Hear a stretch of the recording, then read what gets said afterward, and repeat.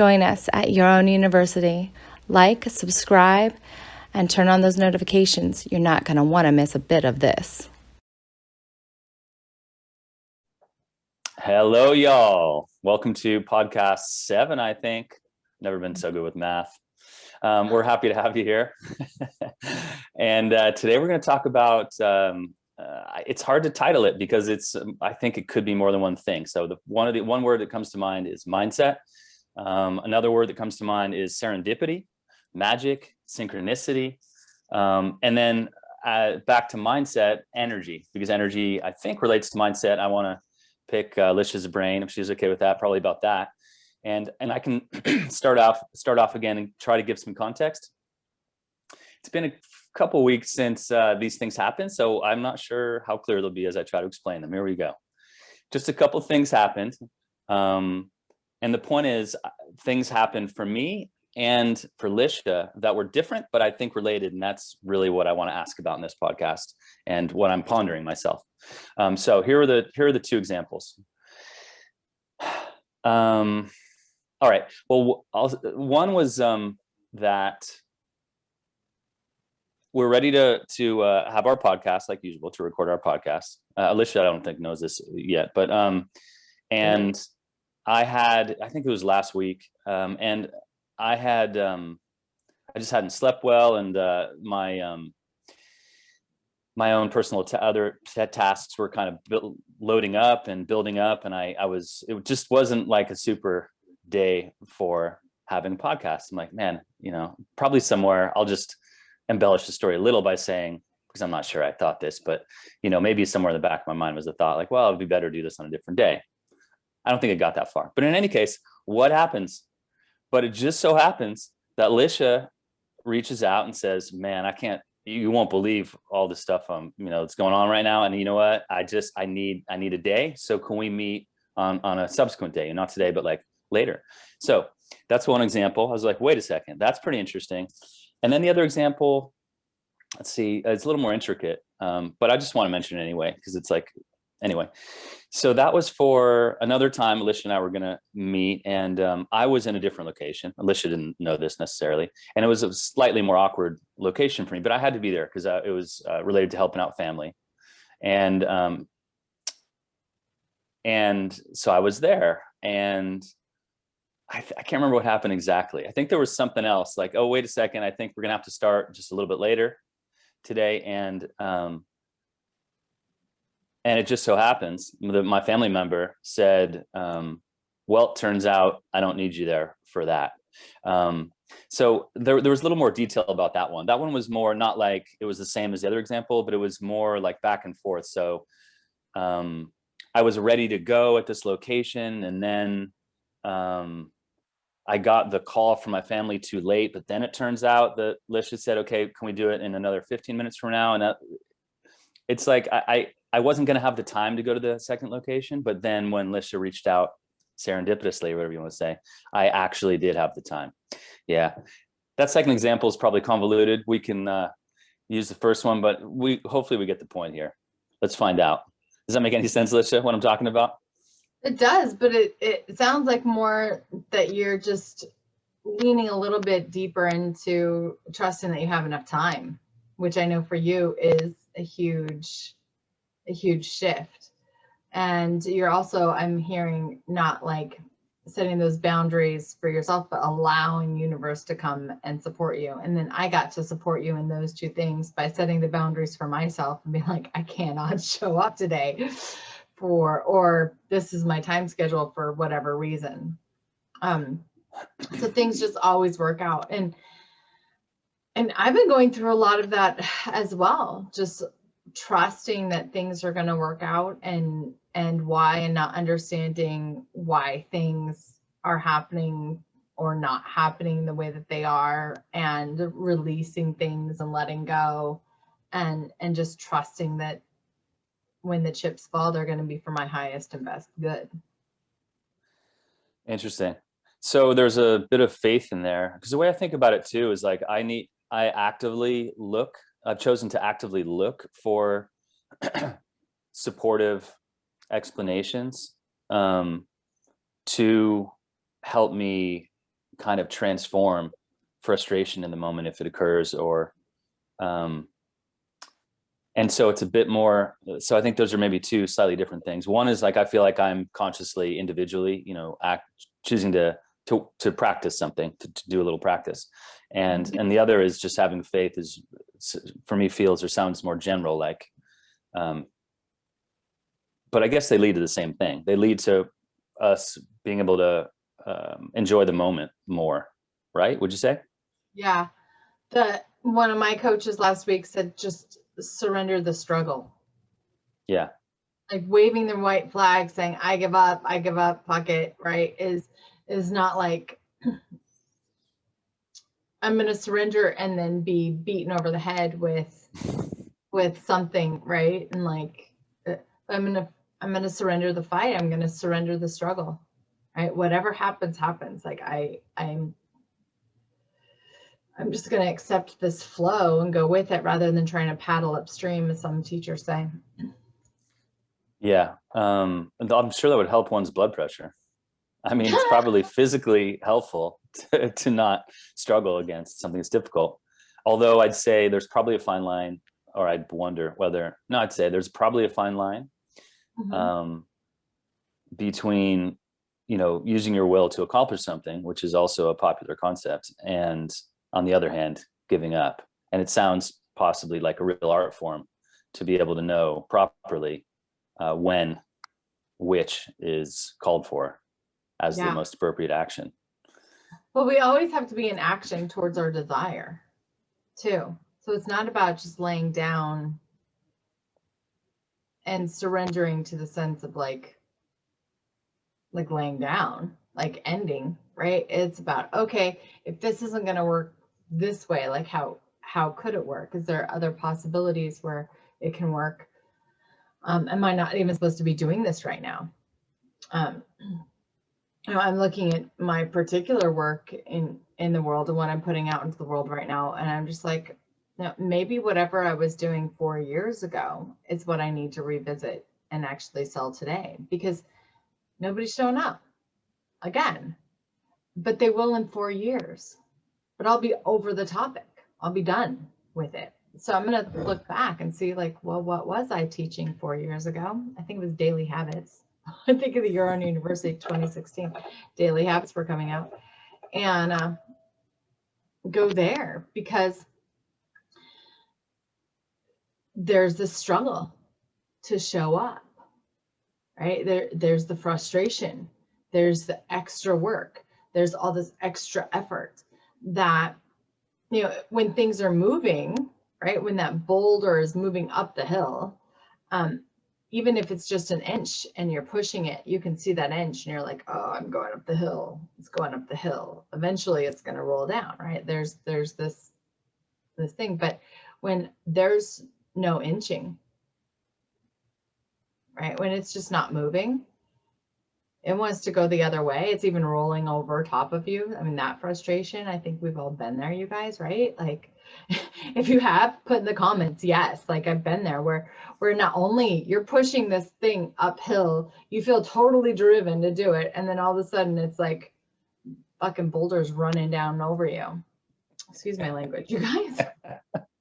But that's frustrating. Fair metaphor. And then you get back up and you push that same boulder up the hill again. I don't know about you, but I'm about done with that darn boulder. And aren't you, this is a stupid little aside, but aren't you from Boulder? I want to go back to Boulder. Yeah. I think if I just had my boulder, I might actually. I feel for you. I mean, for me, it's like I have my own version of that. It's a splintering of things, like a lot of little things. It feels like a lot of little things I've been trying, or whatever it is that I try, or more of the things that I try, don't work out. But you know what? That actually reminds me of one of the posts I put out recently. It was in the perennial category. I don't know if I've actually explained this or you noticed. I think so. I've categorized, for 3 weeks, I'm pushing out this category that relates to the 6 zones, right? And then the next 6, anyway. So it's the end of what I call the perennial category, which the purpose category, the legacy three words I could use for it, which are also in the letters in our membership, which I've been working on, and with renewed authority just recently, FYI. Men, like Jason, if you don't know, we've had the women's side, the love letters done for a number of years. I wrote this book with Dr. Diadio Moses called Timeless Truths. And anyway, so it was an amazing book. It sparked these love letters, but I didn't have the male love letters, so I couldn't really open it up. I had a lot of guys getting the love letters from the women, but it does, we don't do makeup or it's just different communication. And I waited and waited patiently. And Jason, of course, being himself and being the president and being a man and being a fabulous coach, is all right. And teacher, he stepped in and he's been doing your respect letters. Respect letters. And they're pretty awesome anyway. So that's what he's referring to. If you are part of our membership, you get those daily life hacks. So they're 10-minute life hacks that for men or women, you'll get the ones that pertain to you that you choose. And they're fantastic. They're life-changing for me anyway. They really help me when I'm just, even the ones I get today, I've seen them for years and I'm just just so I don't have to think. So I can just take care of myself and not have to think. Well, I'm amazed, as an aside, that there's an idea for every day out of a 365 days. I mean, that is a lot of content. That is a new, that is an idea every day. That's amazing. Or, a separate, different look at an idea sometimes, but basically very diverse content. And I'm amazed that you have been able to generate that content. So thank you. It was hard. It was 2 years of my life. It was hard, but wow. It's worth it for everybody that gets it. Anyway, yeah. So you were doing these and now you're I was doing that, and I'm just saying, so, I was actually relating to my frustration and saying that, but, and yes, I was on because I mirror these, I basically mirror these categories on social media as my posts currently. And so I was in the perennial category, which I also called legacy or purpose. So if you're in the letters, you'll see one of those. You'll probably see purpose. You'll see purpose actually as the name, but I call it perennial when I'm on Facebook or wherever. And and I posted a quote, which I hadn't seen, but I know a lot of people know about. I think it's not new to you. And the version of it I found was Leonardo DiCaprio, who I like, and in front of him were the words, "You're a loser only." What is it? Something like I wish I remembered exactly. You're a loser until you're only a loser. You're a loser until you try one more time. Then you're a winner. Are you looking at Facebook? Yeah, I do remember you putting that post up. The point being, that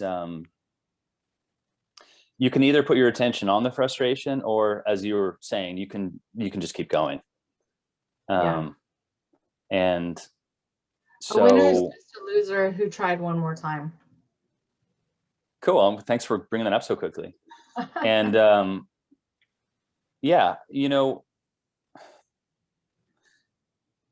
it's true. It's just and even just thinking about that statement again helps me to put my attention on those things that have worked. And actually, this is kind of funneled into what I've kind of had congeal as my own practice in the morning, trying to, improve my attitude, basically, is the way I put it.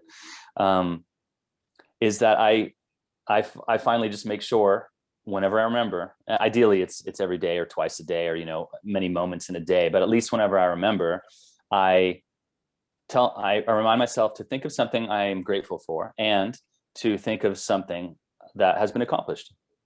And then it's part of it I think I need to do that's important is to be relaxed about what the accomplishments are, to actually, and I'll borrow language from the Welcome Consensus, to remove value judgments. That was a big Welcome Consensus term, value judgments, to remove any value judgments, to flatten that whole terrain that is the common terrain of, this is worth this and this is worth that, and, value judgments. And it's important to take those off of this practice so that whatever it is, I can enjoy the accomplishment. Like, hey, cool, this happened. Whether it was it's not brush my teeth, but it could be brush your teeth, depending. If you're having a rough enough time brushing your teeth and you would have had a moment to do that, is something. So. Anyone's ever been depressed? Like, I haven't been this level of depressed, because when I get really depressed, I either freak out or I go and accomplish something. I do the opposite. I'm like, I go to work. For me to get myself to just lay down and let go is actually a win. Yeah. For me, right? It's not where I'm losing. Like, if I can actually just stop, like, that's me sitting in the most fear when I'm scared or when I'm depressed, which doesn't happen that often. But when it does, it's like, oh my gosh, just stop is so huge for me. So sometimes winning doesn't look like winning to anybody else but you. You got to know how you process things, how you are going to work through different issues, what an accomplishment is for you. And if you're having a low day or a down day, or you're stuck in some sort of, a class, or you need to get something done and it's not flowing, or you have writer's block, right? Or like whatever it is, the understanding that the more that you pat yourself on the back and just acknowledge like the little things and what's a win for you, like I think that's the most important thing that we can do for ourselves. I think, yeah. And I would even one up that, so to speak, and say it would a combination of what you said and that, which was what I was saying, that something that helps you stay grounded and also that in kind lends itself to great power, and to substantiate your experience and to keep you clear. And again, I'll say grounded, which is important. Like, I think it is really important to have that first step of nothingness, getting into Buddhist viewpoints, or, just non-dual viewpoints. There's that point of nothing where you are surrendering and it is beyond you. And, you're just, as you'll notice in Asian art, generally the subject, the person, is very small compared to the overall painting, which is huge. This is not a coincidence. It's a part of the view of things. And I think that as a first step, or at least to keep that in mind, especially if you're on a roll with positives, I think we do run the risk of losing our groundedness, and to lose the touch really with the common terrain, the common world that we share. Because yes, there's our own world, but there is also the world we share. And I don't know about you, but for me, it's very important, because here we are also to be sharing that world. So a combination of those things. So you don't want to just ignore what's happening. You need to acknowledge it. Yeah. And then from there, from a grounded place, then see what you're going to do and be grounded about it. Don't try to ignore again when you get into being positive. Just be there, spacious, real.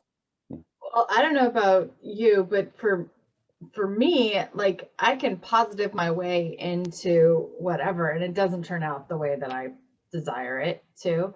Half the time when I was in that phase of reality creation or whatever, where I was positiving everything, I would get the opposite of what I really desired, because I was trying to talk myself into being okay with something I just wasn't.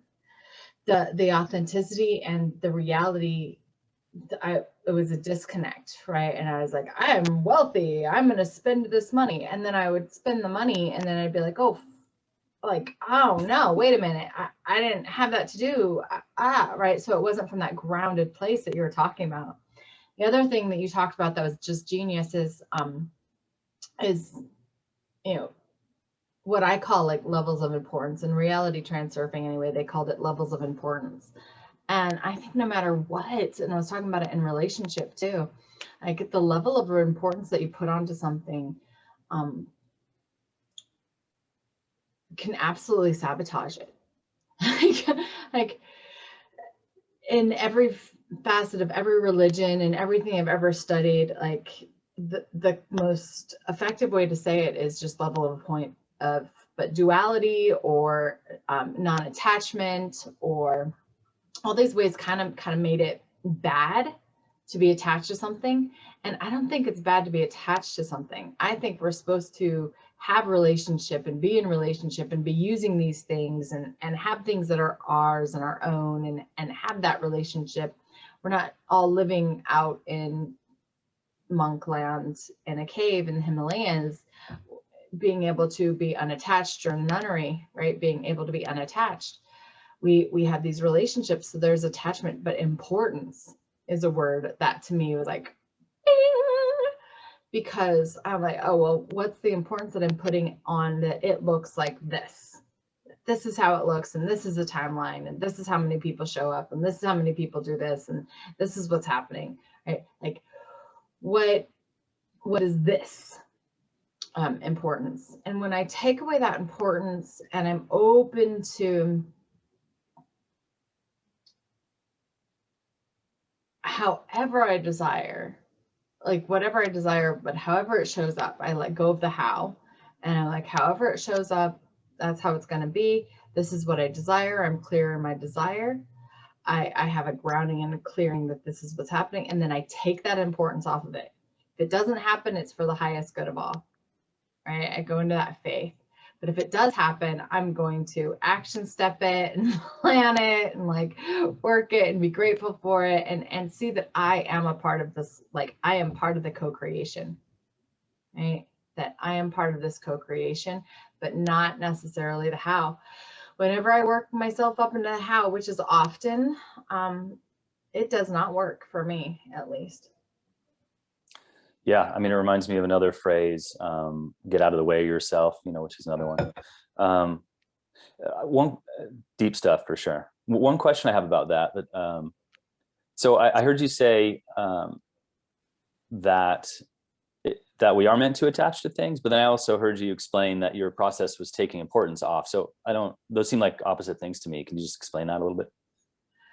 Well, I used to think so, but like, as I've walked through the last year, especially the last week and a half, 2 weeks, like things that I wanted to happen were stripped away from me. And then I realized, oh, well, I didn't really choose it, right? For instance, I don't want to talk about it yet because it's not happening till tomorrow, so I'm not going to talk about it. But okay. For instance, I had a situation where I wanted this thing, right? And all things were in line for me to have this thing, but I didn't really want it. Like my focus was on the next thing already. It was way over here. And so there was some resentment that I wasn't really seeing. I wasn't really acknowledging within myself. And then when I acknowledged it and I owned it and I was like, well, it is important, right? But even if it was taken away from me, I could do this and I could do that and I can see the positive over here. So it doesn't have to be this, right? It just, whatever. It doesn't have what, sir? It doesn't have to be that thing. Oh, yeah. Exactly, right? I want to have this experience. So I took away that importance that it came through that direct thing at that direct time. Money is a really easy one for me to do this way because it doesn't show up in normal ways like ever yet. And so when I'm attached to how it's going to come in, or even if I think, oh, I know it's coming in from that way, like someone's going to send me a check, I know for sure it's going to come that way. It just doesn't.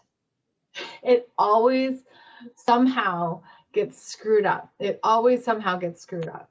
But when I just let go of the how, when I let go of that importance and I trust that my intention that all things are provided for happens, it does almost effortlessly.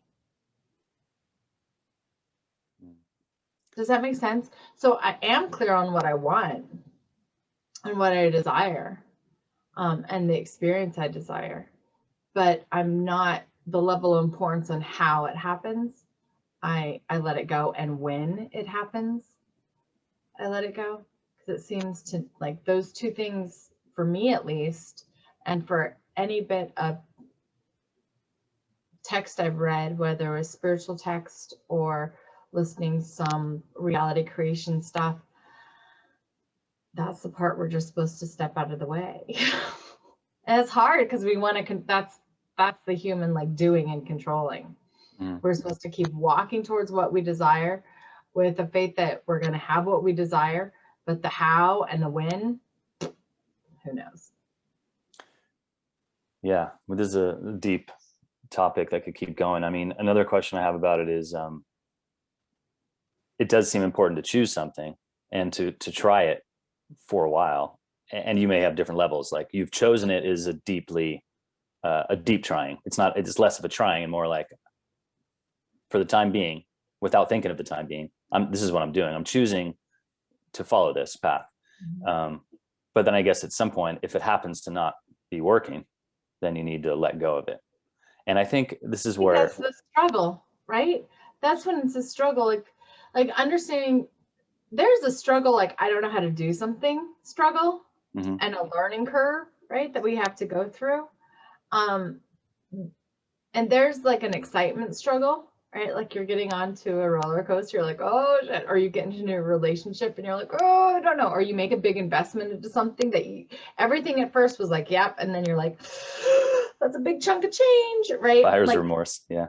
Yeah, but not even buyer's remorse. It's like, right. It could be frustration. It could emotionally. Yeah.